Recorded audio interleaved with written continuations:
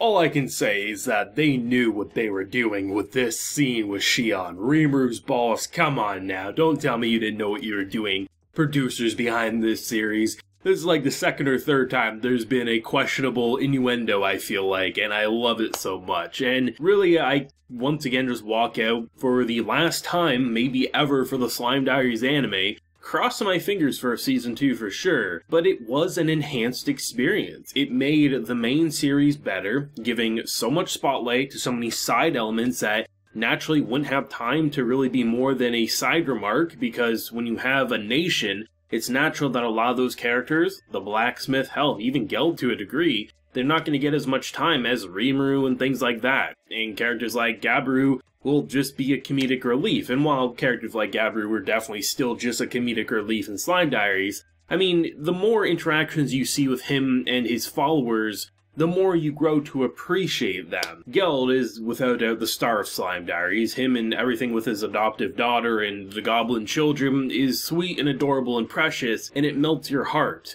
But the thing that made Slime Diaries so great is that because we had direct expectations, I think, in comparison to Season 2, I walked into Season 2 with all these source readers telling me how crazy and crazy and crazy it was going to get. So I had to readjust my expectations when I saw how Season 2 was reintroducing Season 1 content, then we had to build up to the craziness. The Slime Diaries, I think people assumed not that high of things from.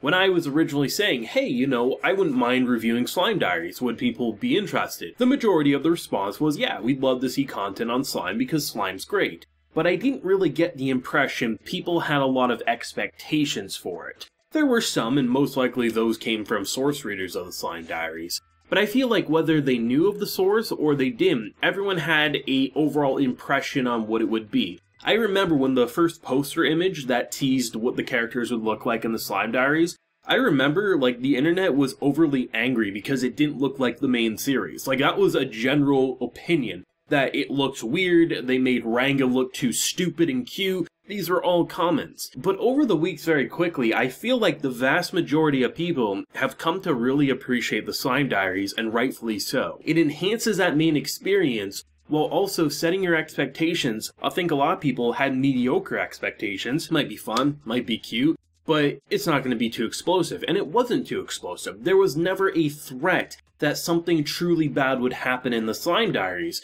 So we could really, rather than saying, oh, it has to get dark, or oh, this character needs to die, or Rimuru needs to be put in his place and taught a lesson, no, our expectations are, okay, this is in the Season 1 era, and we really get to see just the cuteness and how everyone grows to love Tempest and things like that. And because of that expectations, I think whether people were in it for the darker stuff, in it for the building of civilization, in it for the just general interactions, cute and funny, this anime hit it out of the park. I don't think Slime Diaries could exist with Season 2 style content after a certain point, but there's definitely, I think, another 12 episodes worth of content they could explore from Season 1 era while also building up to where Part 1 of Season 2 left off, and I would love to see it someday. Would I ever go check out a source material? Probably not. I'm very content with what I saw, and a big factor is the voice acting, the music, the beautiful directing, and the lighting and all that, but I do hope we see it someday. This episode didn't really have anything left to prove. I think they could have done whatever they wanted, and for kind of like a grab bag of ideas, it's New Year's,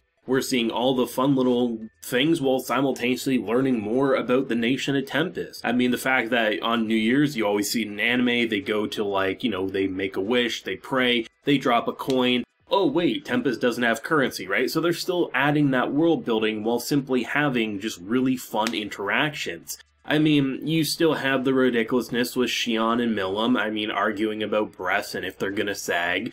Like with Rimuru, you're just like putting your head in your hands saying, oh my god. But you also just have those sweeter moments where you're just like, this nation deserves to thrive.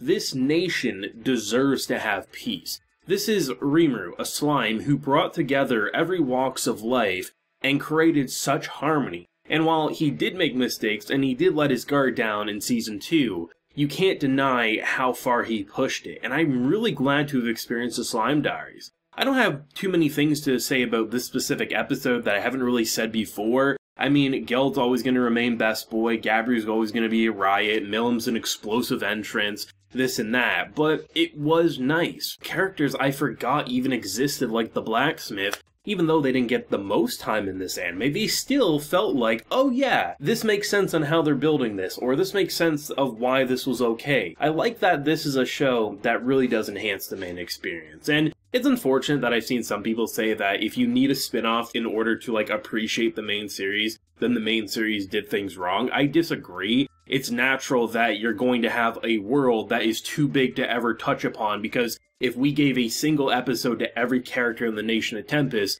no one would watch the Slime series after maybe 12 episodes, because it would get boring. But having a grab bag of ideas in shows like the Slime Diaries, you can give multiple perspectives to make it feel not only more organic, but make rewatches of Season 2 all the more impactful, because I really feel connected to the vast majority. It's natural if you see bad things happen to kids in an anime series, you're gonna be like, wow, that's absolutely shit. But if you see the Slime Diaries and you see how they really have grown to be a bundle of joy, if you see bad things happen to them, it's going to hit you all the harder, right? Slime Diaries, I think, was probably, without a doubt, the best piece of slime to date. I think it enhanced everything. It stood on its own two legs. I've seen plenty of people say they've never seen the main series, but they love the Slime Diaries. And I've also seen a lot of people say, hey, you know, I took your advice. Watch Season 1, watch the Slime Diaries, then went into Season 2. I don't even know if I would have been that impacted by Season 2 had I not seen the Slime Diaries. So, to me, it feels like one of those shows that, while you can enjoy a Marvel movie by itself, but if you watch all the movies building up to, say, Endgame, you're going to have a much more impactful experience than just the person who jumped into Endgame rather than actually building it up and watching it in chronological. It's kind of how it feels with Slime.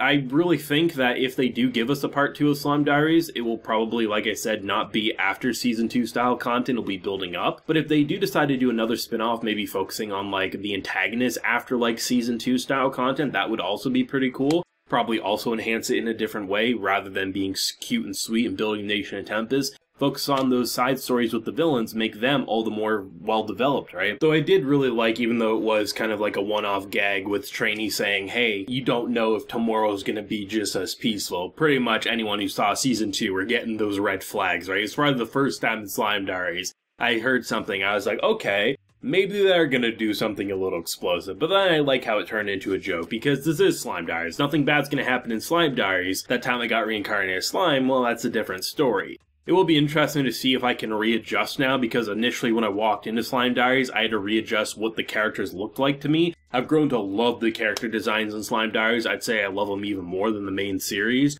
but I'm sure after a few weeks of the main series, I'll be able to readjust and say, oh yeah, I don't need the slime character designs anymore. I'm used to the more gritty and maybe rough around the edges, right? But I guess we'll see what happens. Slime Diaries was an amazing experience. One of the best shows of the season, in my honest opinion. I'm sad to see it go, but I'm excited to see the main series return to us in a couple of weeks, and of course, you know, I'll be reviewing it. Let me know your thoughts and feelings down below, your favorite moment, and do you think we'll ever get a Season 2 of Slime Diaries, or do you think they're just going to leave it be as a one-season, done masterpiece, which honestly wouldn't be the worst thing ever either. If you enjoyed the video, leave a like, share your support, and hit that subscribe button if you're happy new around here. So until next time, everyone, please take care and have a good one.